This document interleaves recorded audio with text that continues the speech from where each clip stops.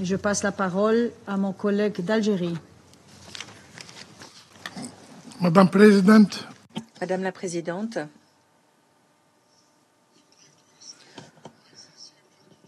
je tiens à vous exprimer toute ma gratitude pour la réaction rapide à la demande de convocation de cette séance urgente.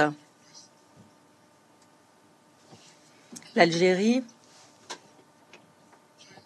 la Chine et la Russie ont demandé cette réunion. Je remercie aussi M. Chiari pour son exposé. Depuis le début de notre mandat au Conseil de sécurité, en janvier dernier, nous avons mis en garde face au risque d'agression israélienne contre Gaza, une agression qui pourrait se propager au reste du Moyen-Orient. Malheureusement, ce risque est devenu réalité. Aujourd'hui,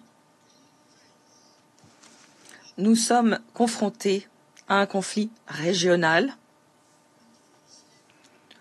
aux conséquences graves et potentiellement mondiales. Malgré cette situation, certains membres du Conseil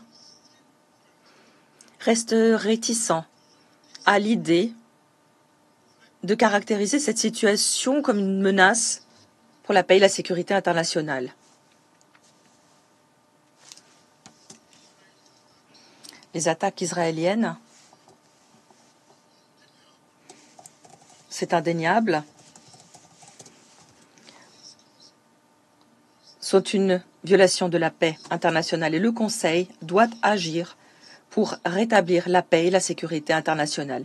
Madame la Présidente, l'Algérie condamne, en les termes les plus vigoureux qui soient, les récentes attaques militaires menées par les forces d'occupation israéliennes contre la République islamique d'Iran. Nous sommes solidaires de l'Iran. Nous condamnons ces attaques.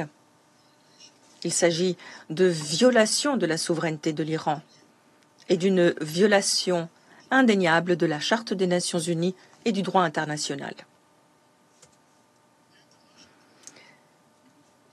Il est du devoir de la communauté internationale de lutter contre l'occupation israélienne, de mettre un terme à cette escalade qui se poursuit et qui a plongé le Moyen-Orient dans un cycle d'instabilité incessant. Chers collègues, après les frappes aériennes israéliennes contre des locaux diplomatiques iraniens à Damas en avril dernier, nous avions souligné que une paix digne de ce nom exigeait le respect des principes de l'ONU et le respect du droit international par tout un chacun.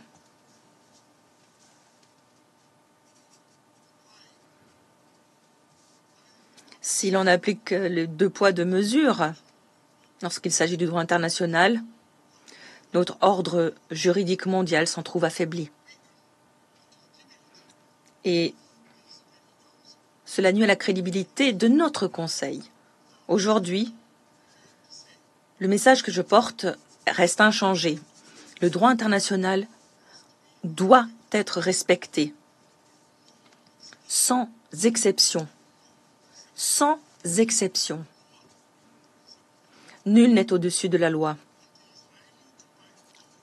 La puissance d'occupation israélienne doit rendre compte de ses actes. Madame la Présidente, les crises qui frappent le Moyen-Orient sont liées les unes aux autres et doivent être abordées ensemble. Leur cause profonde est connue de tous. Il s'agit de l'occupation israélienne des terres arabes, occupation qui se poursuit. Les événements les plus récents ne doivent pas nous faire oublier le problème principal que représente l'agression contre le peuple palestinien. À court terme, un cessez-le-feu immédiat à Gaza et au Liban est indispensable pour mettre un terme à la violence. À long terme, une paix durable exigera de permettre aux Palestiniens de jouir de leurs droits légitimes.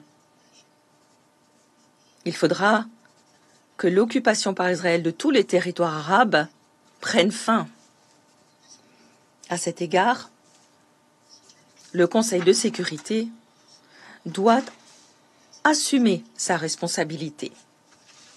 Nous demandons à tous les membres du Conseil de sécurité d'imposer, je le dis bien, d'imposer un cessez-le-feu immédiat et permanent à Gaza et au Liban. Ils doivent œuvrer pour créer un État palestinien indépendant avec Al-Quds el-Sharif comme capitale. Il s'agit aussi de mettre un terme à l'occupation par Israël de toutes les terres arabes. Je vous remercie.